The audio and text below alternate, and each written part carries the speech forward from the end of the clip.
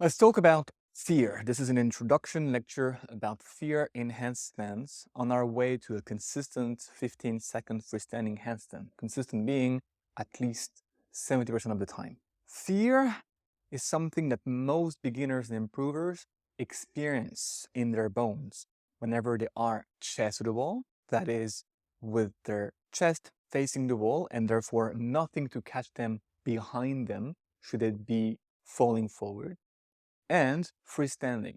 And in this video, we're going to talk about why you are afraid, how we want to work around that, and at what point we are really ready to stop working on it, which is probably way beyond the point after which you stop feeling the sensation of fear. We experience fear upside down whenever we feel that we are about to fall out of control forward. And this is probably at the root of one of the most common errors when it comes to handstands for beginners, which is they try to practice kicking up into a perfect shape so that they never have to face that fear. They think, well, if I improve my kick up, if I improve my alignment, if I improve everything I have to work on, I will always kick up in the perfect position and never have to deal with whatever may happen if I go too far, which is where I start feeling the fear creeping in, which is where I fall. Unfortunately, you have to understand that before you get to a point where you can kick up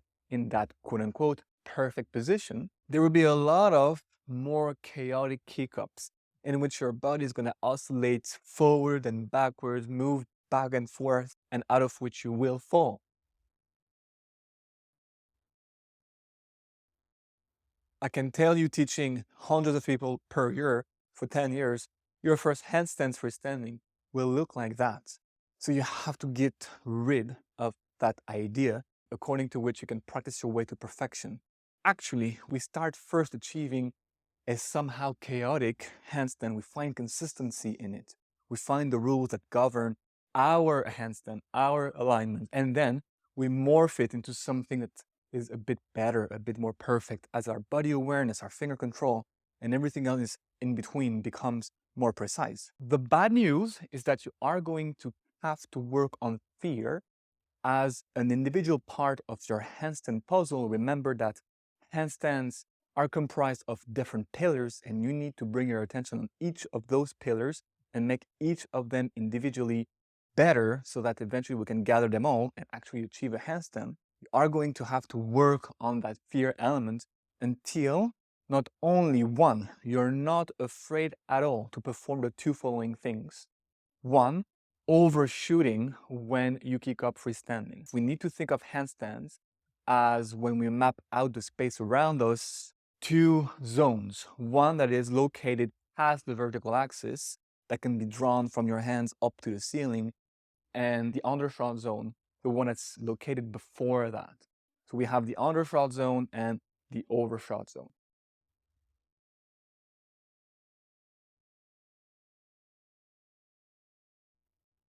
When we fall in the overshot zone.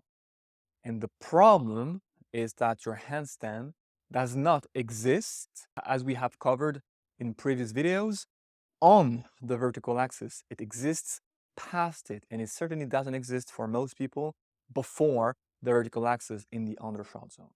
In other words, for you to be able to balance, you are going to have to be in the zone, in that very zone, from where you can fall.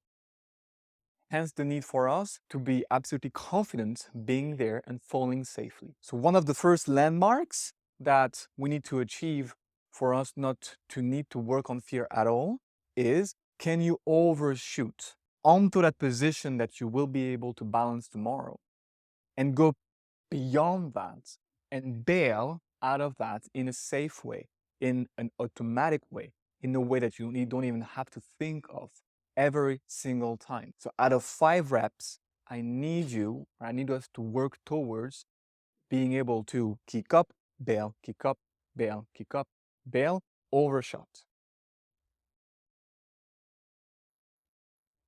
It's not even about balancing.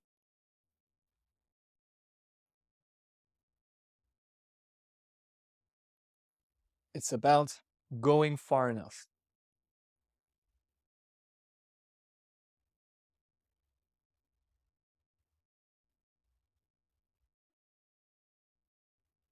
What you may notice is that every single time we overshoot, for at least a split second, our body is in a variable alignment. Our body is in a position that could be fought for, that you can balance tomorrow. And that's precisely why we need to overshoot and to be confident doing so. The second landmark is going to be us chest to the wall. Usually, chest to the wall gets to be scarier in some contexts than freestanding, weirdly enough, and be able to take off from the wall in a clean way, hold it there for a few seconds, and then bail out of that without anything touching the wall as you bail.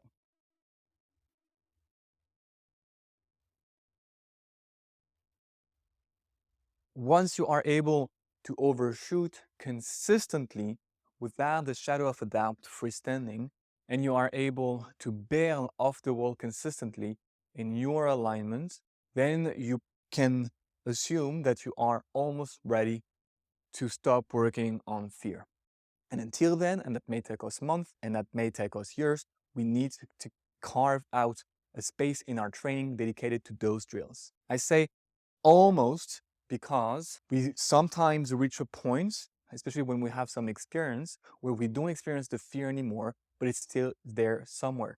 And if that's you, then we may need to rephrase it. It's not fear, we're gonna call that discomfort. What I need us to be building up towards is not only the confidence in ourselves to be able to go overshot and bail, but to learn to get more and more overshot month by month so that your window for error, your room for balance becomes bigger and bigger. In other words, if I can overshoot freestanding, but the moment I start overshooting, I bail, that's some of the work done, but not all of it. My window for error is so small that I will need to be pretty good in every single one of my attempts to hold anything. It usually looks like this. We get overshot, we bail. We get overshot, we bail. And we want, when we get to that point, to still consider the fact that we may still need to work on getting more comfortable longer. You don't want to call it fear? Don't call it fear. Call it getting more comfortable longer so that the urge to bail doesn't kick in so early.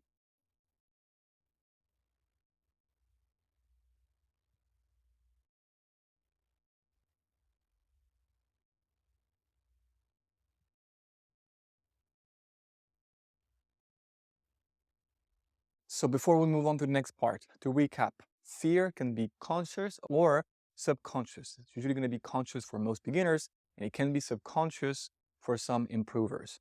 Our first mission, therefore, is to learn to allow ourselves to overshoot and learn to recognize what it's like to be overshot versus what it's like to be undershot when we kick up. The second step will be to learn to not only overshoot consistently, but bail later and later, which in essence means widening the balancing zone in which you will be able to balance your handstands. Now, for those two steps, those two progressions, the drills are pretty similar. They consist in us going chest to the wall and freestanding in the middle of the room. I've developed dozens of them. They all have the same core nature, which we will try to explain in this video. Fear is tackled by you, one, being comfortable being overshot. So not entering the panic mode the moment you are on the verge of falling forward, that very position that we need to have achieved to hold a handstand. And two, those two are intrinsically correlated, are knowing that we can bail no matter what happens, or a bailing mechanism. There are three main ways to bail out of a handstand: falling down in a bridge, rolling forward, or cartwheeling sideways. Falling down in a bridge is okay if you have the back flexibility that allows it. Rolling forward is okay, but not on concrete. Bailing out of a cartwheel is usually the one we teach because you can apply it even if you're stiff and wherever the surface you're practicing on. So it's the safest and the most resilient.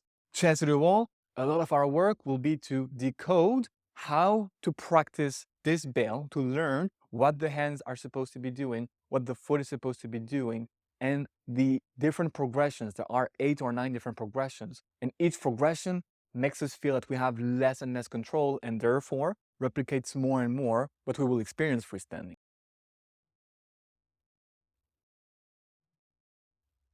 Another important element, pillar of fear management will be exposure to the void.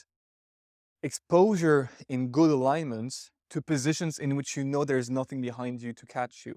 When we go, for instance, chest to the wall for a hold, it is very important for us to start working onto an alignment that makes our feet so light they're on the verge of making us fall forward. And now we are exposed to the sensation we have to conquer when it comes to freestanding. If I lean as heavily as I can on my feet when I'm holding myself chest to the wall, I am doing myself a disservice.